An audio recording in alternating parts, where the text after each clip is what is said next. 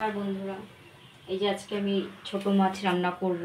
তো এটা হচ্ছে চাপলা মাছ। তো চলো প্রথমে কেটে নিই।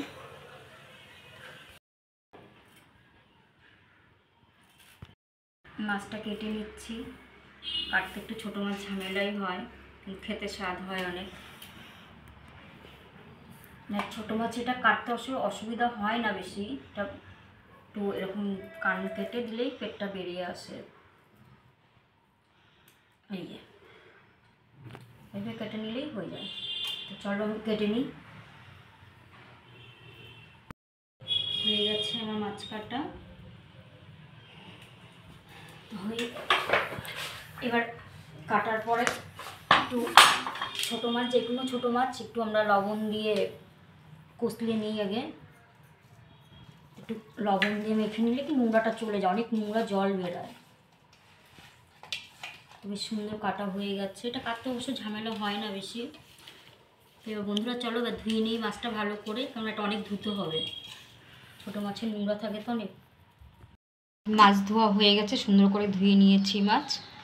আর মাছের জন্য আজকে এটা করবো আমি সর্ষা দিয়ে মেখে।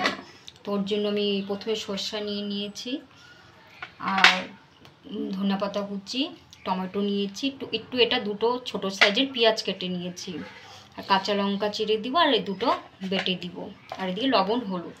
বাস এইটুকু দিয়েই করবো। তো সর্ষাটা প্রথমে আমি ধুয়ে নিই ভালো করে, কারণ এর মধ্যে অনেক নোংরা থাকে। ধুয়ে নিয়েছি, কারণ বালি বালি থাকে তো অনেক, ছাঁকনির মধ্যে ধুয়ে নিয়েছি একটু। তো দুটো কাঁচা লঙ্কা একটু লবণ দিয়ে এটাকে বেটে নিব এখন। এটা সুন্দর করে চাপলা মাছ একটু সর্ষা দিয়ে করলে ভালোই লাগে খেতে। অনেকে আবার আলু বেগুন দিয়েও খায়, যার যেরকম ভালো লাগে।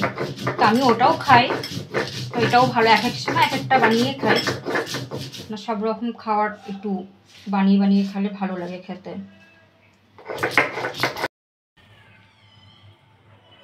এটা কলা পাতা করে করবো মেখে। তো কলা পাতাটা ভালো করে ধুয়ে নিয়েছি, তাও নোংরা থাকে অনেক। তো ভালো করে একবার করে মুছে নিচ্ছি, কেননা ধুলোর দিন না, অনেক ধুলো জমে থাকে এর মধ্যে। তো পরিষ্কার না করলে ভালো করে হবে না। কলা পাতা পরিষ্কার হয়ে গেছে। এবার মাছগুলো আমি এর মধ্যে উঠিয়ে নিচ্ছি মেখে নেওয়ার জন্য। তো এর মধ্যে একে একে মাছগুলো রাখছি। তো এর প্রথমে দিয়ে দিচ্ছি সর্ষে বাটা, আর পেঁয়াজ কুচিটা,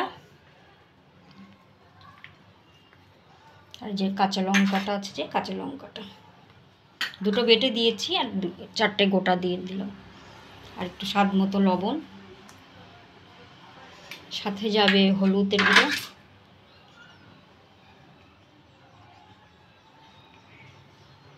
এটাকে সর্ষার তেল দিয়ে মেখে নিই ভালো করে।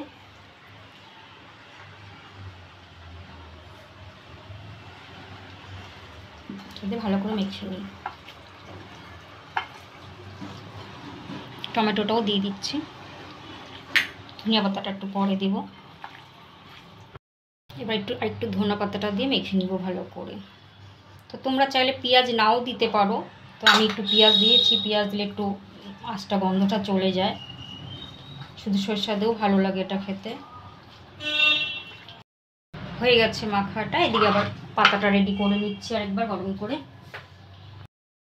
এদিকে গ্যাসটা ধরে একটু পাতাটা হালকা একটু ছেঁকে নিব, হালকা একটু এরকম করে একটু ছেঁকে নিলে মানে ভালো হয়। একটু হালকা, বেশি না, জাস্ট একটু গরম দিয়ে এটাকে মাখা নিলে কি পাতাটা একটু ভালো পুড়ে। একটু হালকা তেল দিয়ে। তো আমার কয়েকটা ছেঁড়া পাতা ছিল, মানে নষ্ট কেন করবো, ওগুলো আগে নিচে দিয়ে দিচ্ছি যাতে পুড়ে গেলেও অসুবিধা না হয়। তো এইভাবে নষ্ট করার থেকে দিয়ে দেওয়াটা ভালো। তো এরপরে দিয়ে দিব বড় পাতাগুলো।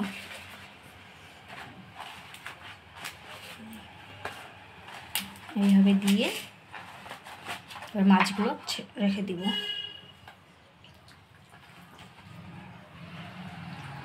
তোমরা কে কে খেয়েছো একটু জানাবে, আর যারা যারা খাওনি তারা ওইভাবে একটু বানিয়ে খেয়ে দেখো, খুব ভালো লাগে খেতে।